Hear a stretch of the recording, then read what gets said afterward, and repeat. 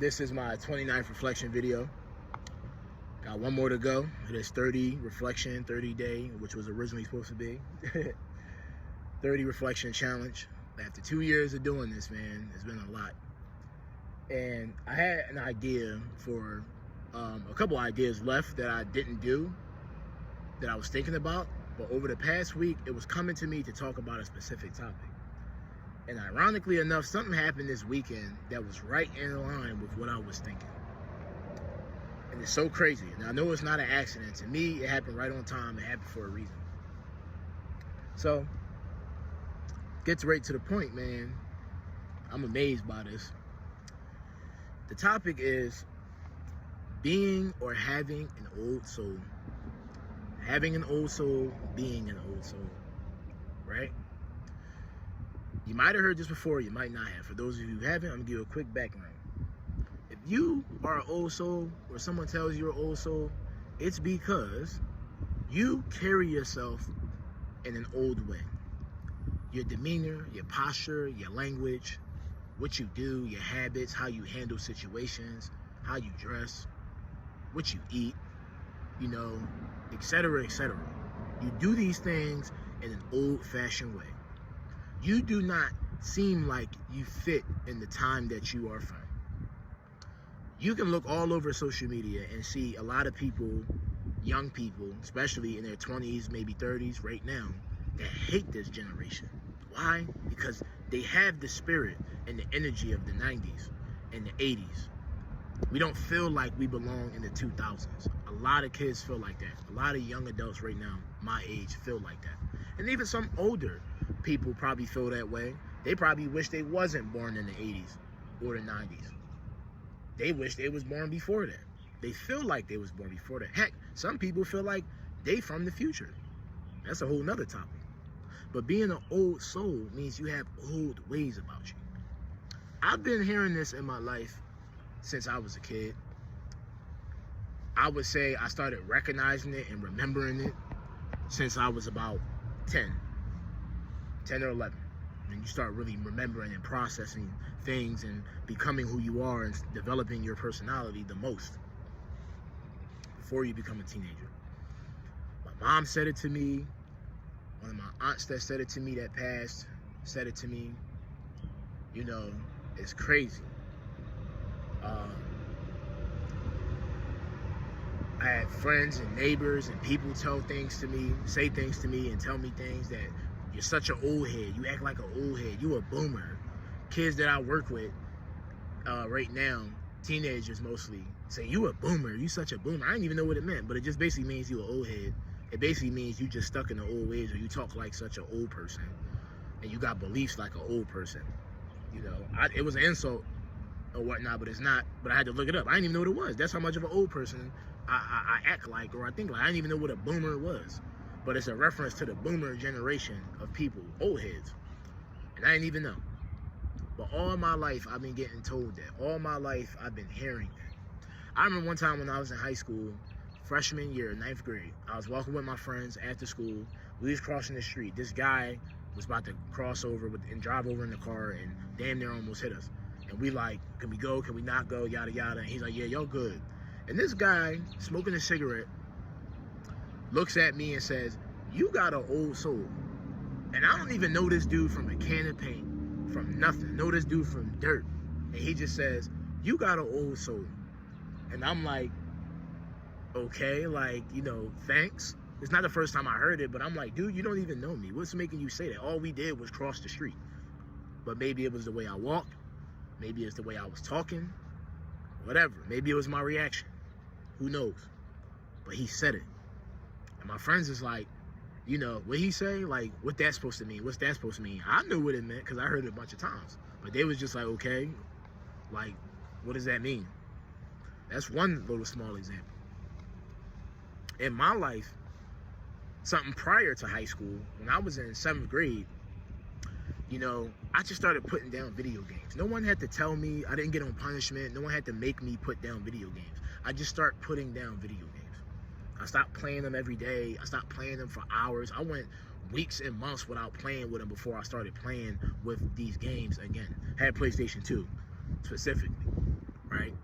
And when I went through this moment, I just woke up one day and was just like, I'm done playing games.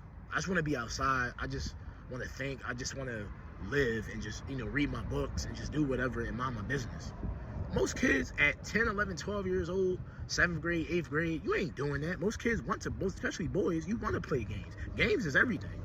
But I just was not feeling it. I got made fun of and joked on a lot in high school, especially because you don't play Call of Duty. You're not playing this newest whatever.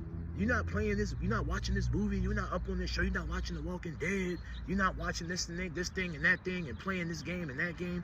No, because it's just, I don't feel the need to. I don't feel the need to be up to date with y'all. I don't have to be in the mix. Even when it came to clothes. As I went through high school, by the time I got to 11th grade, I was dressing like an old man. Shoot, when I was in 10th grade, I was already dressing like an old man. People used to joke with me and say, you walk like an old man. You walk like you the president. You walk like you run the place or whatever, or something like that. And I'm like, I'm not doing that. I'm just minding my business. But it's the hats, me wearing Kangos, me wearing vests, me wearing baggy jeans. I still wear baggy jeans. I don't wear skinny. I never got into that scene. I never chased name brand stuff and fell for all that most young people do, and adults. But I just never had an urge to be up in the time and with people and with things that are going on. I don't need to. Yeah, you gotta stay up to date because it's for knowledge sake and pay attention, but it don't do me no good. So this thing that happened over the weekend, to get to that, connect it all, I had someone reach out to me and remind me who I was.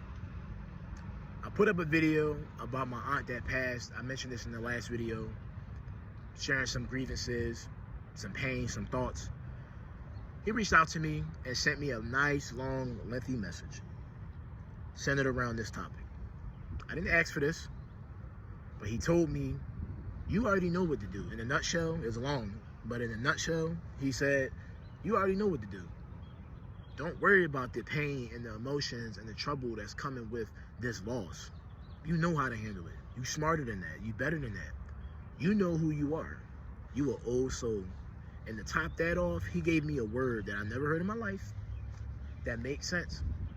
It is a Nigerian, which is African language word, the Yoruba language. The word is, or the name or title is, Babatunde. I'm pretty sure that's how you say it. That's what it looked like. Babatunde. It sounds like some African stuff. And it means the Father has returned. The return of the Father. Whatever way you want to put it. It could be for fathers or grandfathers. It is a name or a title that is given to a child that was born after their father or their grandfather passed. And in a sense, the spirit of the father or the grandfather has been passed on to that child. And what's so funny about that is that my mom, especially, always say, you act just like Pop-Pop. You act just like your grandfather. You act just like Dad, my dad. I've been hearing that all my life. But what comes with being an old soul the most, which that message warmed my heart and remind me, is maturity. It's clarity. It's a different thought process. You may be in the time where a lot of people move and keep up to date with a lot of current things, but you are blessed with wisdom. You are blessed with the ability to see the future, but also recognize and live in the past and understand the past. And that's been my life for this whole time. In all my 26 years, I love old things. I breathe, eat, sleep, eat, sleep, breathe, all that old things. Like I do. I love old music. I love old shows. I love old video games. Like I said, I would get clowned for still playing PS2 when everybody moved on to PS3 and Xbox 360. And when I got to start playing PS3 and Xbox 360, everybody was already on PS5 and all that. But I didn't care. I didn't care what anybody else had to say. I moved when I wanted to move. I don't dress like everybody else. I don't think like everybody else. And there's a lot of people like me out here, but it's hard. And then to close this out, I don't want to make this like too long, as always, but being an old soul comes with its challenges. You feel out of place. You get left out. Shoot, people don't understand you, so they make fun of you, and you don't belong. But as you get older, and as you mature, and you come to terms with who and what you are, you start to see it all differently. You start to realize ain't nothing wrong with you. Something wrong with them. And heck, it ain't even nothing wrong with them. It's just they just not like you. And you want something else. And that's it. And that's all. So to close this out, old souls is all around us. You might be an old soul and you don't even know it. And if you are an old soul, you know, be that way. Stay that way. There's nothing wrong with it. Stay up to date. Stay up to date with things. But don't change who you are, because you're an old soul for a reason. And if it didn't serve its purpose yet, it will. It will. Trust and believe that. Stick around for the last reflection.